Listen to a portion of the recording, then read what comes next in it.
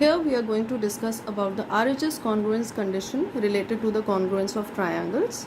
This condition says that if under a given correspondence, the hypotenuse and one side of a right angled triangle are respectively equal to the hypotenuse and one side of another right angled triangle, then the triangles are congruent. So make sure that you are applying this condition only to the right angled triangles. R stands for right angle, H stands for hypotenuse, and S stands for any of the other sides of the triangle. So we'll just quickly observe this with a small activity, that why is this particularly a sufficient condition to say that the two triangles are congruent. Now in this case, we have been given this triangle.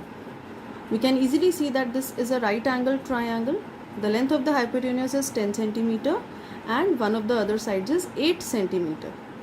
Okay, so now we'll try to find out whether it is possible to have this with only some of the given measures also or not. Okay, so let's see. If I have been given that the right angled triangle has to be there, so the first thing is fixed that it is 90 degree. So if I have been given 90 degree and 8 centimeter, can I say that the triangle will be exact copy of this triangle? Let's find out. So if I have 8 centimeter, I'll try to construct a triangle with the given measurements and I'll find out whether the two triangles are congruent or not. So it's 8 centimeter.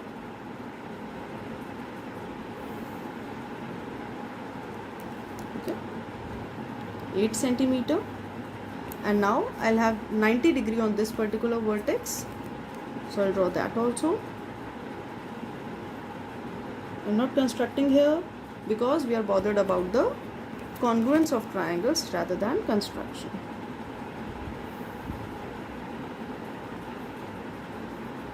Now this is 8 centimeter and this is 90 degree. Now if only these two measures are given, is it sufficient for me to get a congruent triangle?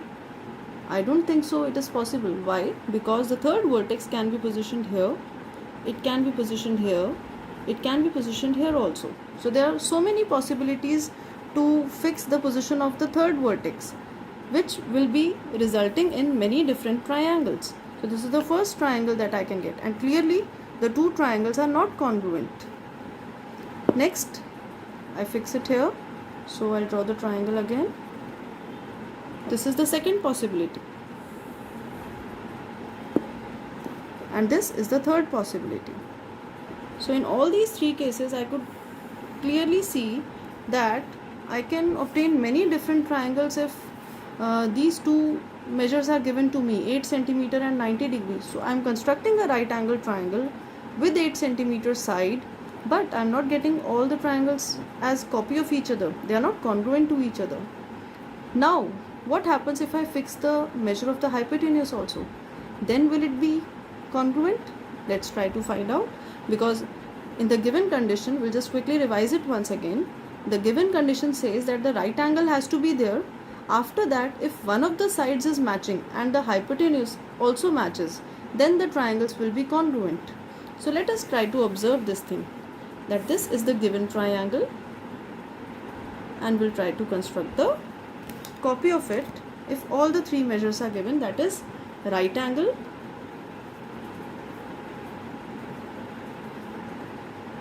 what is the hypotenuse? H is equal to 10 centimeter and one of the sides is equal to 8 centimeter. So in that case, is it possible to have a congruent triangle? Let's find out. So we have this first of all.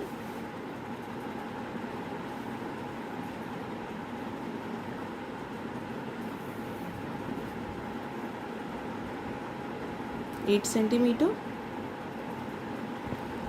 Next we'll construct. So this is vertex A, this is vertex B, and we'll take 90 degree here on this vertex A.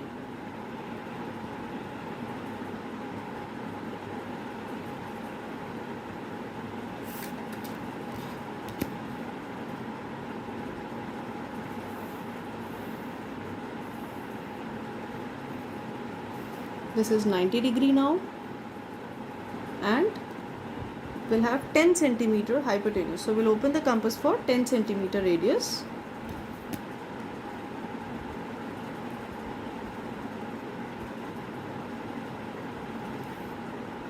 Place the pointer at B, because this vertex B is at a distance of 10 centimeter from the third vertex.